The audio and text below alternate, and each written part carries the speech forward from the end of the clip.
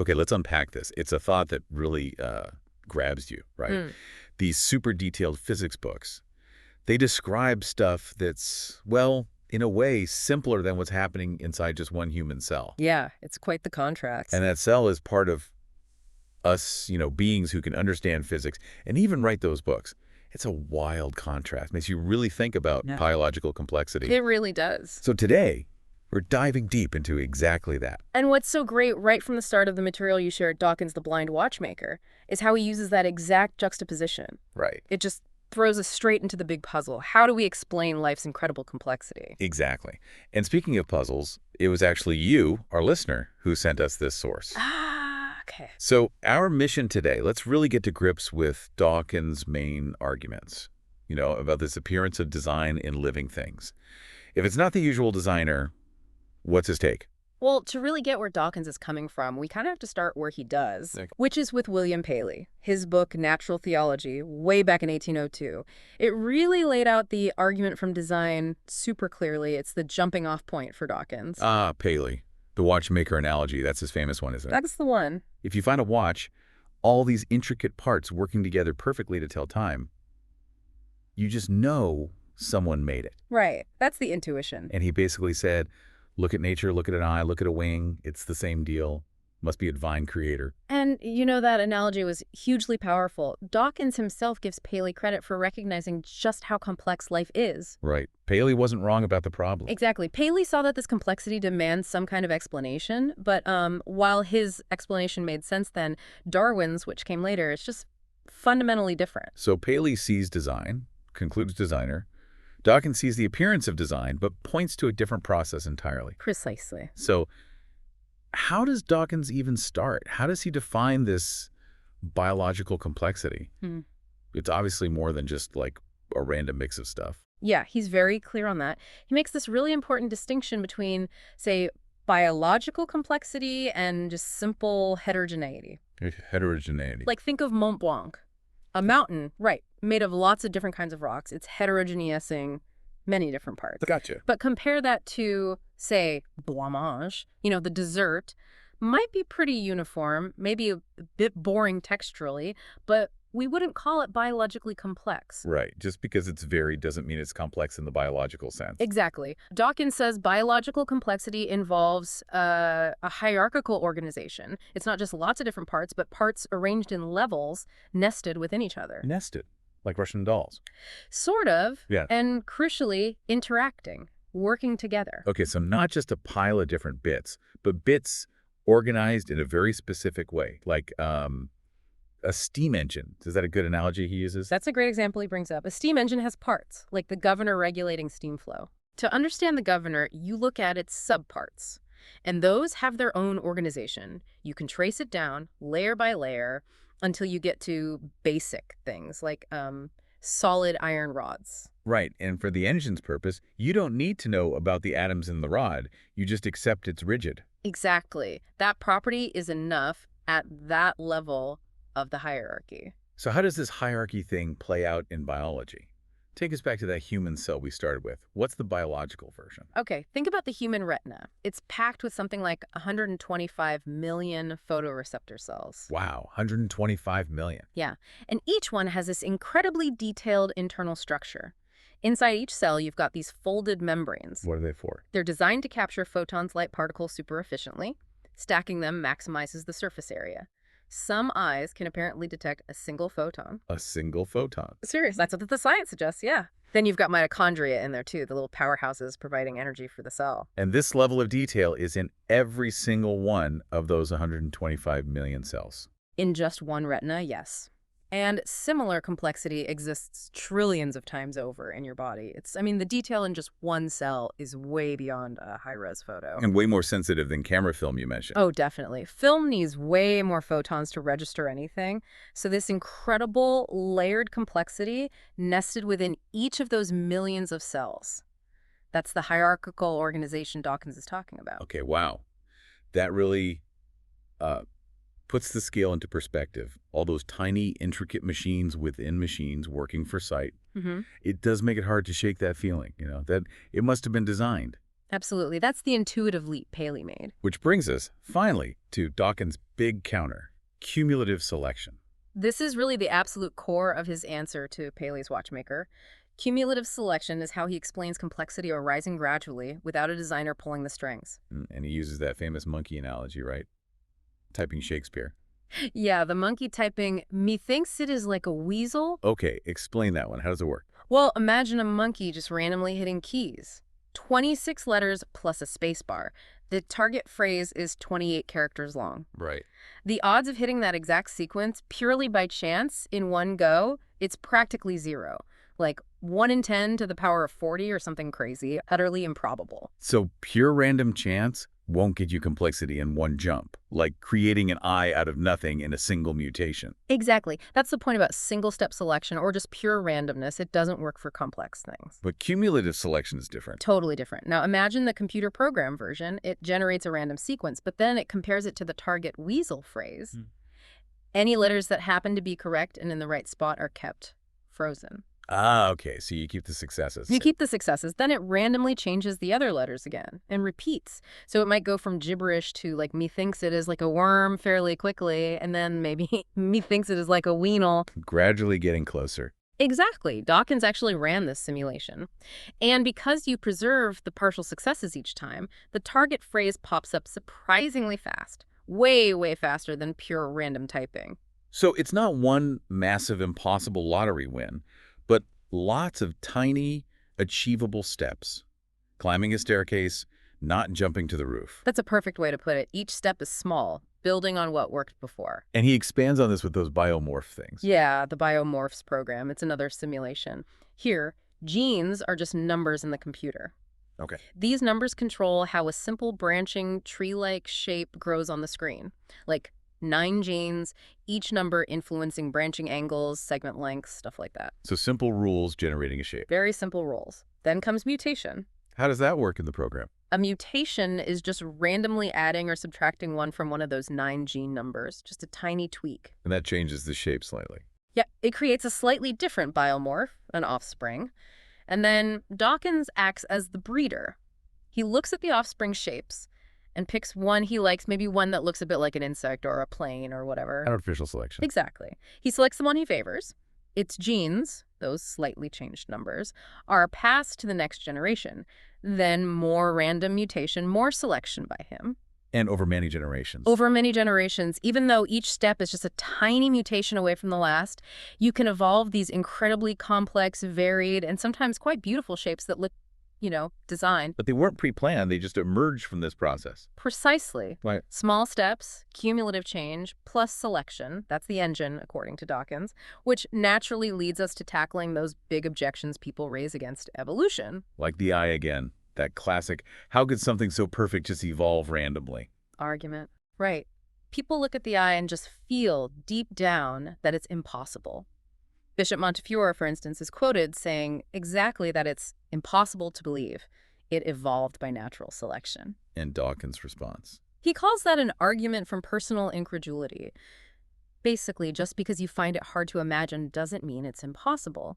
He argues our human brains just aren't built to grasp the sheer vastness of geological time. Millions and millions of years. Hundreds of millions, even billions. We see small changes like moths changing color over decades and think that's slow. But evolutionarily, that's lightning fast. The eye had immense stretches of time for those gradual changes to add up. That dog breeding analogy he uses is pretty striking for illustrating time, isn't it? It really is. Think about it. We went from wolves to all the crazy dog breeds we have now, poodles, Great Danes, Chihuahuas, in maybe a few thousand years, max, through our artificial selection. Okay. Now imagine that time span wolf to poodle is just one step, like one walking pace. Right. Taking that same scale, walking back to the earliest human ancestors, that'd be like walking a couple of miles. And walking back to the very start of life on Earth, it'd be like walking from London all the way to Baghdad. Whoa. Okay, that's a lot of steps. A lot of time for tiny changes to accumulate. An almost unimaginable amount of time, which helps address that other common objection. What good is 5% of an eye? Yeah, the idea that an incomplete version wouldn't work at all, so it couldn't be selected for. It sounds logical on the surface, doesn't it? It does. But Dawkins flips it.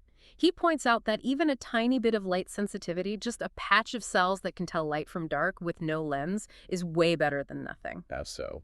Well, you could detect a shadow passing overhead, maybe a predator looming. You could tell which way is up towards the light. That's a survival advantage, even if it's basic. Okay, so even a crude start is useful. Absolutely. Then maybe a slight depression forms in that patch, making it a tiny bit directional. Then maybe it deepens into a cup. Then maybe a simple lens develops. Each tiny improvement offers a slight edge. It's a continuous series of upgrades, each one favored by selection. It's not all or nothing. Any improvement, however small, can be beneficial. Exactly. And he even mentions Gould's idea that sometimes an early structure might be used for something completely different initially. Right, okay, so let's shift to something like mimicry. Stick insects looking exactly like twigs. That seems incredibly specific. How does gradualism explain that? Yeah, mimicry is a great case study. It seems tricky, right? How does an insect that only vaguely looks like a stick get any benefit? Wouldn't a predator just see it anyway? Seems like it would need pretty bad eyesight on the predator's part. Or maybe different predators focus on different things. That's one idea. Perhaps one predator keys in on color, another on shape, another on stillness. Ah, so a vague resemblance in one aspect might fool one type of predator, sometimes. Possibly, even if other predators aren't fooled.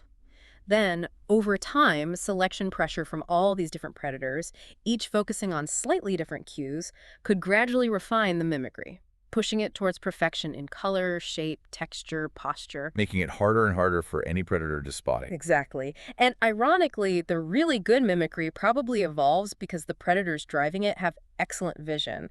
Otherwise, the sloppy mimics would do just fine. It becomes an arms race again, doesn't it? Absolutely. The prey gets better at hiding. The predator gets better at seeing through the camouflage. Like cheetahs and gazelles getting faster and faster. That's the classic example of a predator-prey arms race.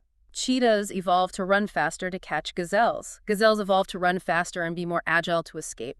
Constant pressure on both sides. Driving improvement. Continuous improvement in speed, senses, reaction times, everything. It's this dynamic back and forth. Is there a difference in types of arms races? Dawkins points out a distinction.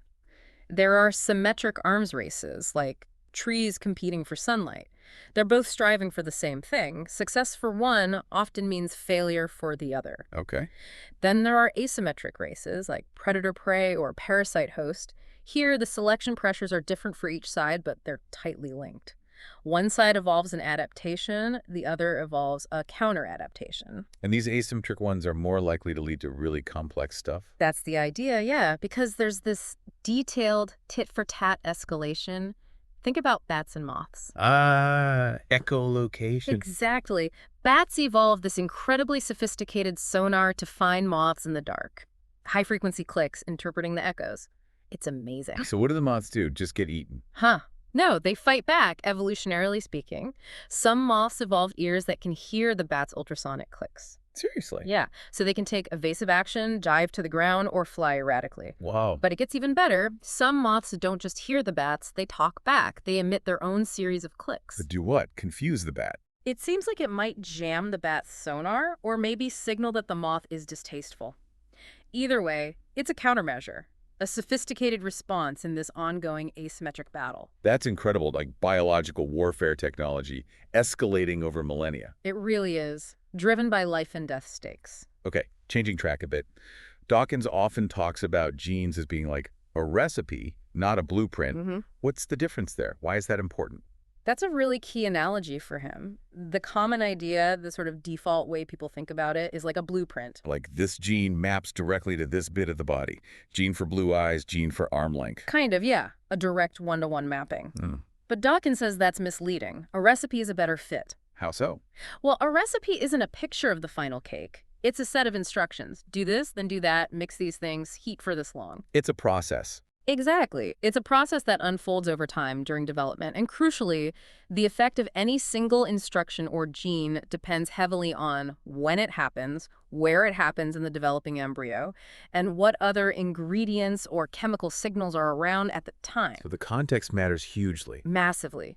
Every cell has the same full recipe book, the same genes, but only certain recipes, certain genes are active, switched on, in any given cell at any given time. The outcome isn't just in the gene itself, but in its interaction with everything else as the cake develops. So changing just one word in that recipe, like changing flour to sugar in one step. Could have huge, unexpected effects on the final cake, the whole organism. It's not like changing one brick in a blueprint, which only affects that one spot. A recipe change can ripple through the whole process. Okay, that makes sense. And that recipe idea connects to why Lamarckism doesn't work, right? Exactly. It's a big reason why. Remind us about Lamarckism again, the giraffe stretching its neck. Right. Lamarck's idea was that characteristics an animal acquires during its life, like muscles getting bigger through exercise, or that giraffe's neck getting longer from stretching, could be passed directly down to its offspring. Use and disuse inherited. Seems sort of intuitive, maybe. It does, but there are major problems. First, we just don't have evidence for any biological mechanism that could reliably translate those acquired changes back into the genetic code, into the sperm or eggs. There's no way for the stretched neck muscles to tell the genes, make longer necks next time. Basically, no. And second, if development works like a recipe, epigenetic development, there isn't a simple blueprint to just tweak. Stretching your neck doesn't rewrite the underlying recipe instructions in your DNA. So an individual can change, sure, but those changes don't get passed on genetically. Correct. Weightlifters don't automatically have babies with huge muscles. Dawkins argues Lamarckism just isn't a contender for explaining complex adaptations anyway. It's too clunky, lacks a mechanism. Okay. Now, what about this other debate you mentioned? Inside evolutionary biology itself, neutralism versus selectionism. Yeah, this is more of an internal discussion among scientists, but it's relevant. It's mainly about what's happening at the molecular level changes in the actual DNA sequences and proteins. Right. The question is, are most of those tiny molecular changes driven by natural selection because they offer some advantage, selectionism, or are many of them effectively neutral, meaning they don't really help or harm the organism's fitness, neutralism? So neutral changes just spread by random luck. Genetic drift. That's the neutralist argument, yeah. Many mutations might just happen, change a DNA letter here or there, but not significantly alter how the organism functions or survives.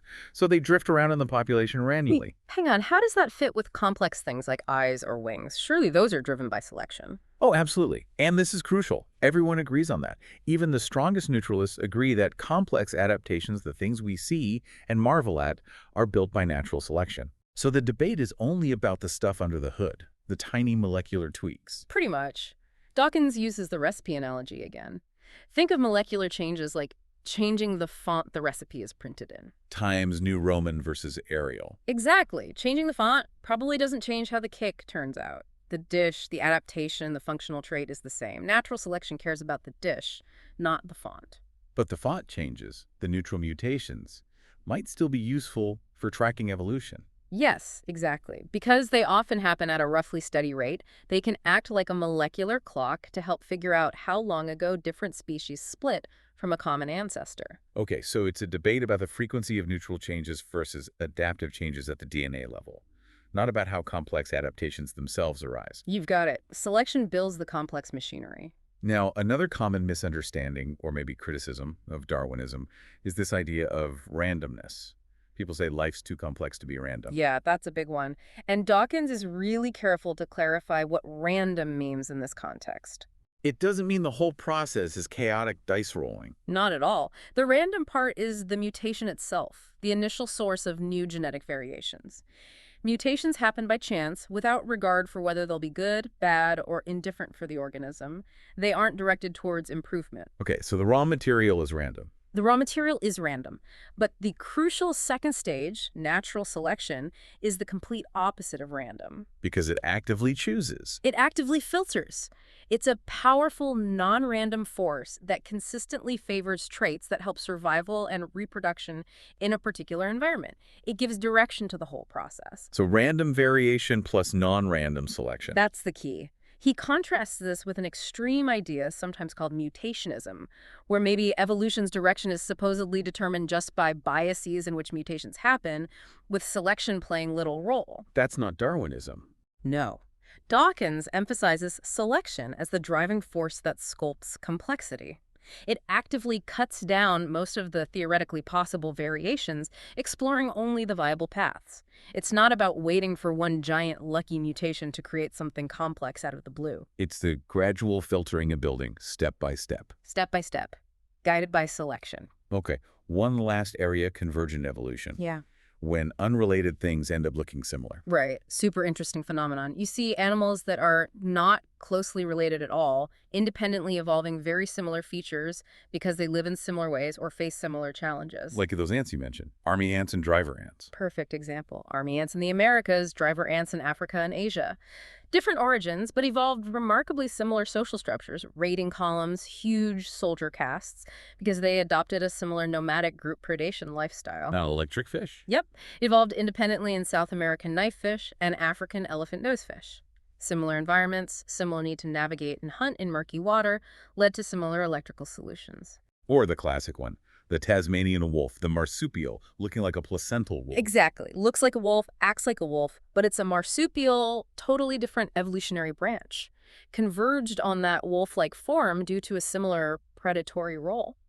So if things can converge like that, making unrelated animals look alike, how do biologists actually figure out who's related to who? Doesn't convergence mess up classification? It definitely can if you only look at superficial physical traits. Traditionally, taxonomy did rely heavily on physical resemblances. But now we have better tools. Much better. Molecular data is the key now, looking at the sequences of DNA and proteins. Because the genes tell a deeper story. They tell a story of ancestry. While physical forms might converge under similar pressures, the underlying genetic code, the recipe itself, changes primarily through inheritance from a common ancestor, accumulating differences over time. And these molecular changes, like we discussed with neutralism, often happen more steadily. Many of them do, yeah, acting like that molecular clock. By comparing the number of differences in specific genes or proteins between two species, scientists can estimate how long ago they diverged from their shared ancestor. So you build the family tree based on the genes, not just the looks. Pretty much. That's the basis of modern cladistic taxonomy. It focuses on reconstructing these branching patterns of shared ancestry based on shared derived characteristics, increasingly molecular ones. It aims for a classification that reflects evolutionary history. Even if there are some schools of thought, like transformed cladistics, that focus more just on the patterns without necessarily invoking evolution. There are, yes, though that perspective is more controversial, especially when some proponents express skepticism about evolution itself. But the mainstream view strongly uses molecular data to map out life's evolutionary tree. So the DNA doesn't lie, basically. The Tasmanian wolf's DNA clearly shows it's a marsupial, despite its wolfish appearance. Exactly. The molecular data cuts through the convergence to reveal the deeper evolutionary relationships. Okay, so let's try and wrap this up. We've covered a lot of ground from the Blind Watchmaker. The big takeaway seems to be that feeling of design in nature, which Paley saw and attributed to a divine watchmaker. Dawkins explains it differently. Completely differently. He argues it's the result of this incredibly powerful but gradual process. Cumulative natural selection, acting on variations that arise randomly. And this biological complexity, it's built up hierarchically, layer upon layer. Over truly immense stretches of time. Billions of years. So he replaces the idea of an intelligent, purposeful designer with this blind watchmaker. Exactly. Blind because it doesn't look ahead, doesn't plan. It's automatic, unconscious, driven by the simple differential survival and reproduction of genes in response to environmental pressures. But it's still a watchmaker in the sense that it produces things, organisms, adaptations that are astonishingly complex and look, for all the world, like they were designed for a purpose. Precisely. It's a process capable of generating incredible functional complexity without any foresight or intent. It really does make you pause and think, doesn't it? About everything. Life's origins, our own place in all this. What does it mean if the complexity we see wasn't planned, but emerged? It certainly reframes a lot of fundamental questions about purpose and existence. A lot to chew on there. Thank you for walking us through these ideas today. It's been fascinating. My pleasure. It's a powerful book. Absolutely. And if this has piqued your interest, listener, definitely consider checking out The Blind Watchmaker itself. We're digging deeper into these concepts. And again, a huge thank you to you for sending us this source. It's led to a really thought-provoking deep dive.